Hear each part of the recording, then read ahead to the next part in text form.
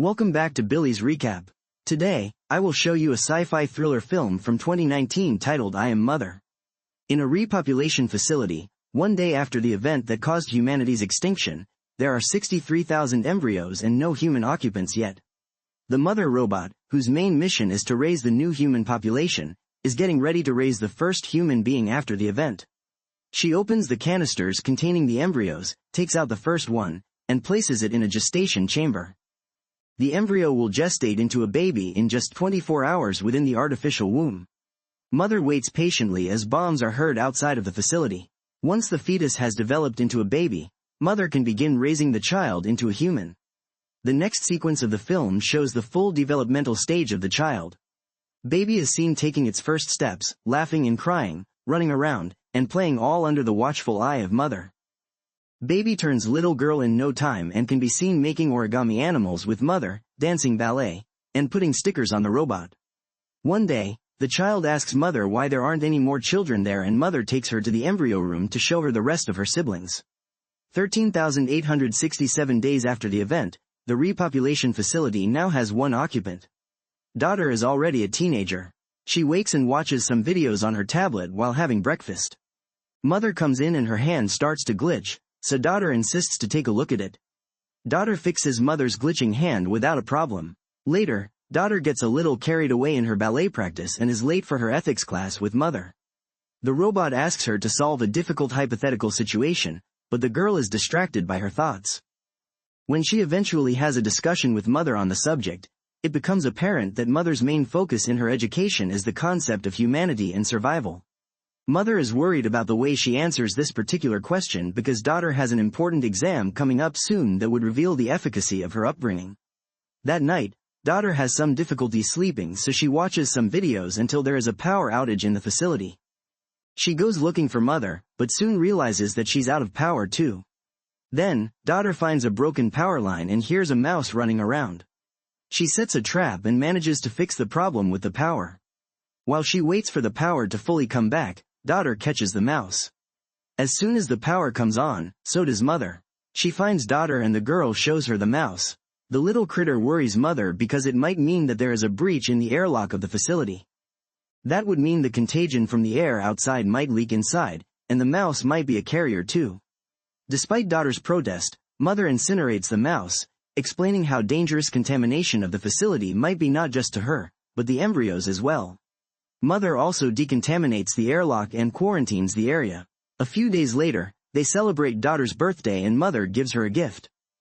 During daughter's birthday dinner, she asks mother if there is a possibility that she is wrong about the habitability of the planet. The robot simply reminds her that she hasn't been wrong about anything so far. The same night, daughter hears something coming from the direction of the airlock. She goes to check, and when she doesn't see anything through the first hatch, daughter puts on a protective suit. She hears something outside again and, despite her better judgment, takes off the mask and opens the first hatch. Daughter gets close to the other hatch when she hears a woman screaming for help, saying she's been shot. Daughter quickly gets another suit, places it in the airlock, and when she's safely out, she opens it. Suddenly, an alarm goes off, waking mother as well. The woman enters the airlock and daughter tells her to put on the suit, then the woman begs her not to tell mother. Daughter agrees, and when the robot arrives, she says that she opened the hatch for just a second. Mother scolds her and, as a form of punishment, decides to give her the important exam at that instant. In the next shot, both are at the classroom and mother is giving daughter the exam with an hour to complete it while she tends to other things. As soon as mother leaves, daughter goes back to the airlock, finding the woman unconscious. She shuffles through her bag, finds a gun which she tucks away, and wakes her up. Daughter tells her that she'll give her all the medicine she needs, but that they can't stay there. The woman sees the water and goes to take off her mask, telling daughter that she's been lied to about the contagion. Daughter manages to hide her away in another part of the facility before mother returns to the airlock and leaves the woman there to get the medicine. While she puts everything that she needs from the infirmary together, mother finds the mask near the airlock. Daughter breaks one of the medicine bottles and cuts herself on it when she hears mother passing by. The woman takes out the rest of the suit and sees mother burning the mask in the incinerator, freaking out and searching for her gun. When daughter comes back, the woman sneaks up on her and asks for her gun, telling her about the robot she saw. Daughter says that it's mother, but the woman tells her that robots like her mother were the ones to hurt her. Meanwhile, mother notices that daughter isn't taking her exam and comes looking for her. The woman hears her coming, grabs the gun, and when daughter screams for the robot, she grabs her too. Mother sprints toward them, and as soon as she enters the room, the woman shoots her. Before she can do any serious damage, however, mother gets to her and incapacitates her instantly. Daughter begs her not to kill the woman and tells her that she needs their help because she's hurt. Mother doesn't have a problem helping the woman, but she does have a problem with daughter lying to her. They take her to the infirmary, but mother makes daughter wait outside. Because daughter can't hear anything from the infirmary, mother is free to interrogate the woman freely while she treats her. The woman refuses the penicillin for her wound as mother keeps conversing. She says the contagion story was a necessary lie to guard daughter against certain things. Mother tells the woman that her primary objective is to take care of humanity, but if she refuses treatment for her wound, mother can't do anything to make her take it. She leaves the infirmary with daughter running after her and asking about their conversation. Mother puts the gun away and explains her version of the story about the robots. She tells daughter why she needed to lie to her to protect her from the dangers outside of the facility. Furthermore, she says that the parameters that govern her are different than those of the robots outside.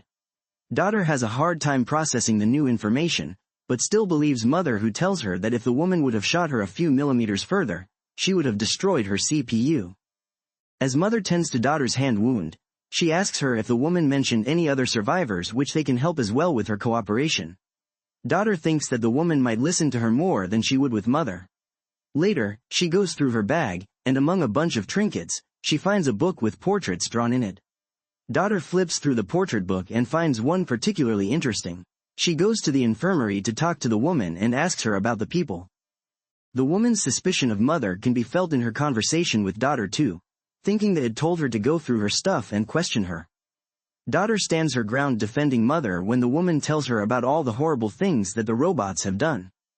After the talk with the woman, daughter finds mother repairing herself.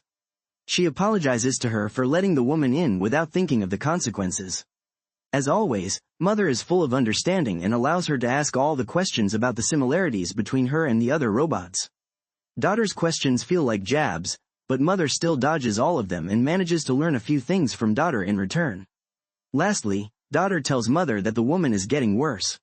They both go to see her, and mother tells the woman that she waited too long to take the penicillin, so now she would need to get surgery or otherwise, her infection will get worse.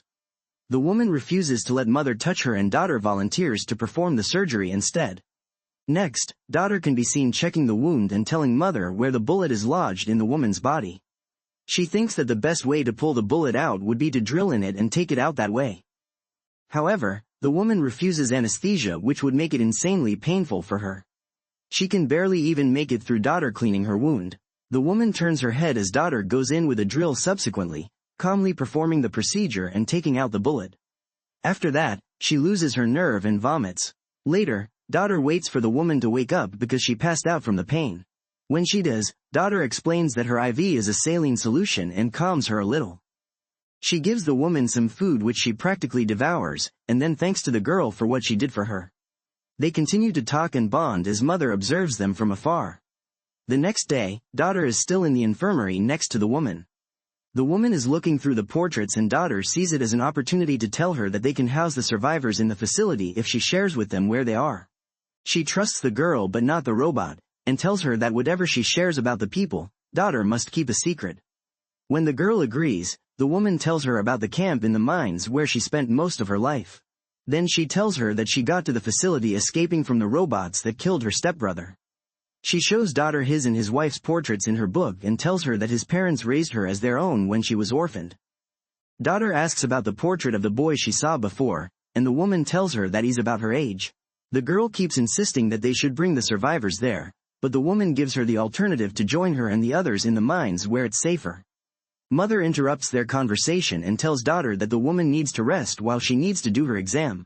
As the two of them leave the infirmary, mother tells her that the bullet fired in her chest matches the one daughter extracted from the woman's wound. Droids don't use the same type of gun, so mother implies that another human might have shot the woman, possibly with good reason.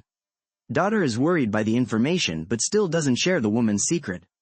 The important exam that daughter takes is constructed around psychological and ethical questions, checking her judgment and empathy levels alike. Meanwhile, mother goes through the woman's things and activates a locator that she will return in the bag. The two last aspects of the exam are the physical and medical. Once complete, mother tells daughter that her results are better than ever. As a reward, she lets her pick an embryo from the lot and finally have a sibling as she has always wanted. Mother commends her for being patient over the years and demonstrating great character. Daughter chooses a male embryo and puts it in the gestation chamber, which sets the timer for 24 hours until the baby is fully formed. Mother and daughter have a nice moment together. The woman makes a weapon when daughter comes to the infirmary to confront her. The woman instantly makes her doubt mother's story about the bullet, convincing her to check for herself. So later that night, daughter takes mother's broken hand and uses it to open the cabinets where the bullets are kept. Making the side-by-side comparison, daughter notices that the bullets are of completely different size and that mother lied to her. While still in the storage room, she finds a drawer with no label on it. Inside, she finds documents labeled for embryo number 2. Daughter checks the embryo containers and realizes that she wasn't the first but the third child that came out of that lot. The documents state that the subject was a failure, but the child in the photo looks like daughter when she was younger. Daughter also checks the incinerator for human remains and finds a human jawbone between the ash. The document has the subject as aborted. All of this information breaks daughter's world apart, and she goes to talk to the woman again, admitting that she was right about everything. The woman tells daughter that everything she feels is natural and human, unlike mother who feels nothing for her because she can't. That prompts daughter to ask how long it would take them to get to the mines, for she has made up her mind that she will go with her there. However, the girl wants to wait for her brother to gestate fully so she can take him as well.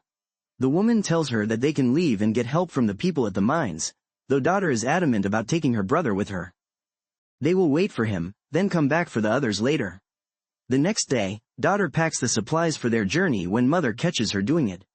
She lies to her that she's taking the stuff to spend some time with her brother, so mother takes her to the kitchen to show her how to mix his formula.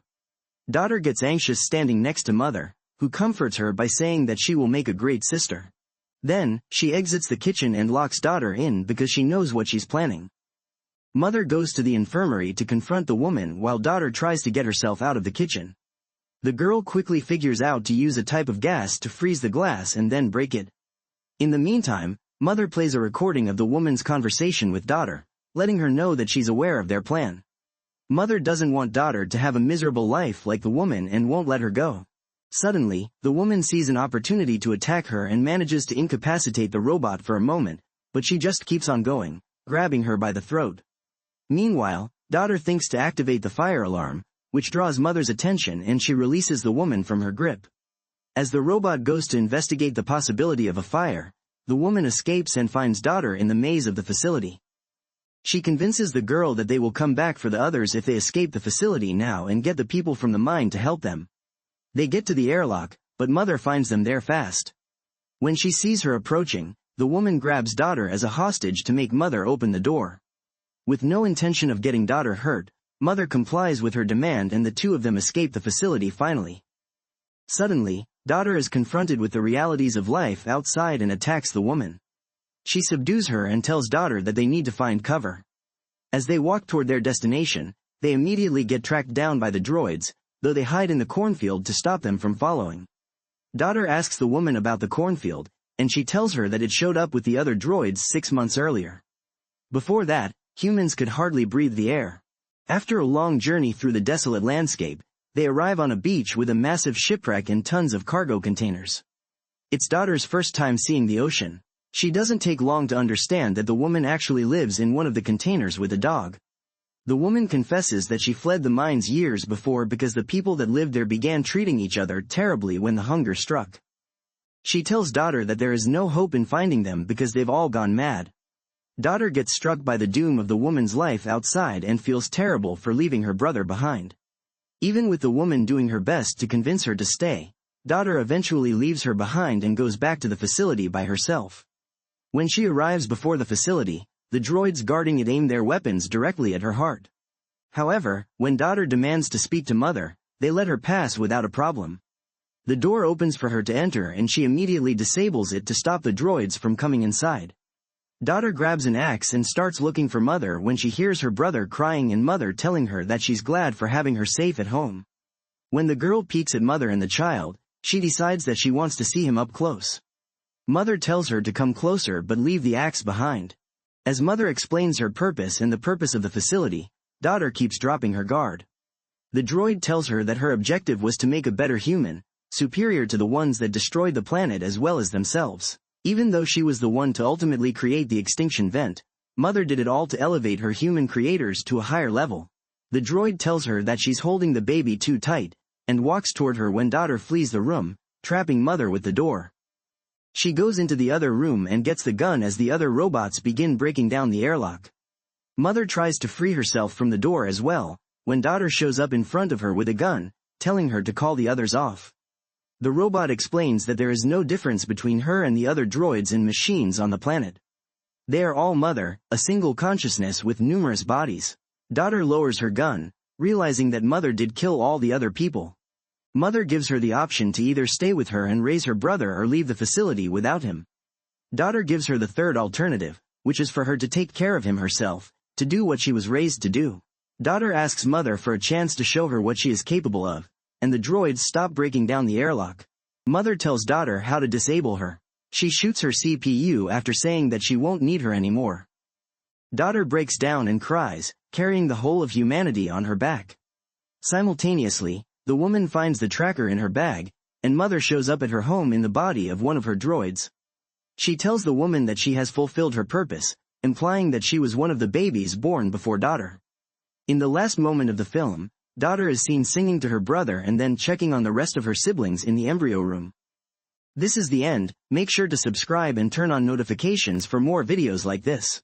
Thanks for watching. See you next time.